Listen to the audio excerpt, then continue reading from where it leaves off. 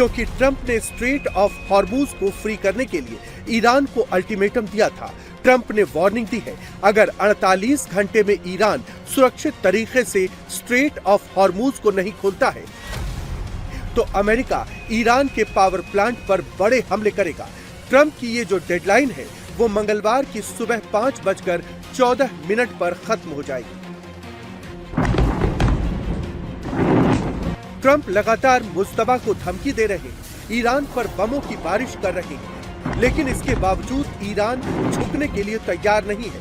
Iran भी अमेरिकी सैन्य बेस को निशाना बना रहा है।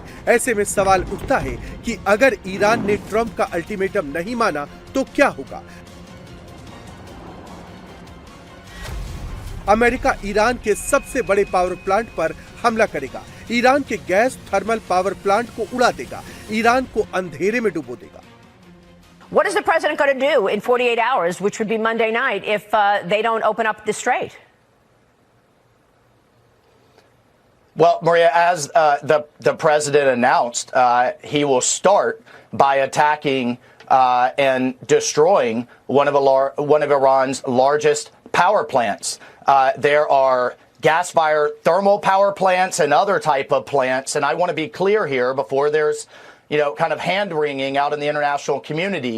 The IRGC, which we've declared a terrorist organization, along with many European countries, control much of Iran's economy, control its critical infrastructure, and continue to power what's left of its war effort through this control of its critical infrastructure. So the president is not messing around. He stands, unlike his predecessors, he stands by his red lines, and he's not going to allow this genocidal regime to hold the world's energy supplies or economies hostage.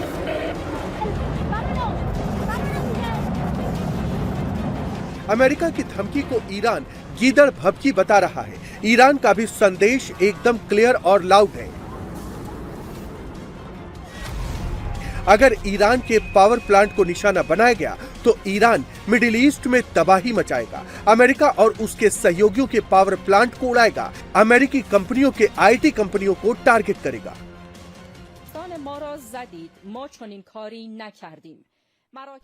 अगर आप हमारे अस्पताल पर हमला करते हैं तो हमने ऐसा नहीं किया। अगर आप हमारे रिलीफ सेंटर पर हमला करते हैं लेकिन हमने ऐसा नहीं किया। अगर आप हमारे स्कूल पर हमला करते हैं हमने ऐसा नहीं किया।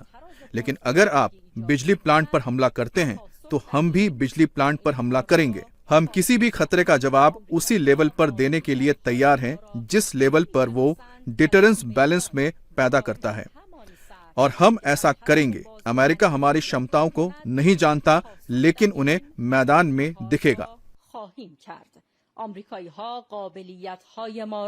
نمی‌شناسند و در میدان خواهند دید.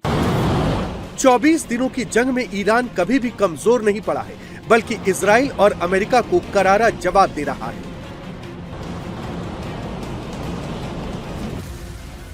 ऐसे में अमेरिकी राष्ट्रपति ट्रंप ने ईरान को एक और अल्टीमेटम दे दिया है।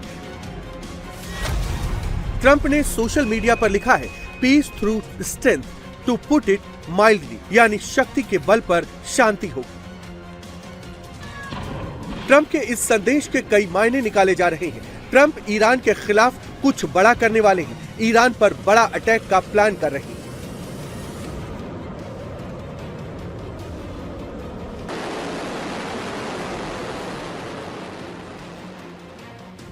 इसके लिए अमेरिका ने अपनी best missiles, fighter jets, warships, submarines की ताकत झोंक दी है। अटलांटिक और प्रशांत महासागर से जंगी बेड़े बुलाकर ईरान की घेराबंदी कर दी है।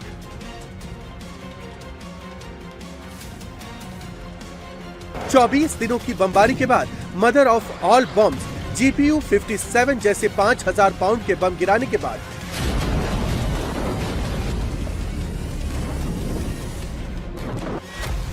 ट्रंप को ईरान को अब तक की सबसे बड़ी वार्निंग क्यों देनी पड़ी? तो इसका जवाब है तेल की वो महाधमनी जिसे ईरान ने चोक कर दिया है। स्ट्रेट ऑफ हॉर्मूज पर शिकंजा कसकर ईरान ने दुनिया में तेल और गैस, पेट्रोकेमिकल, फर्टिलाइजर और हीलियम की सप्लाई रोक दी है।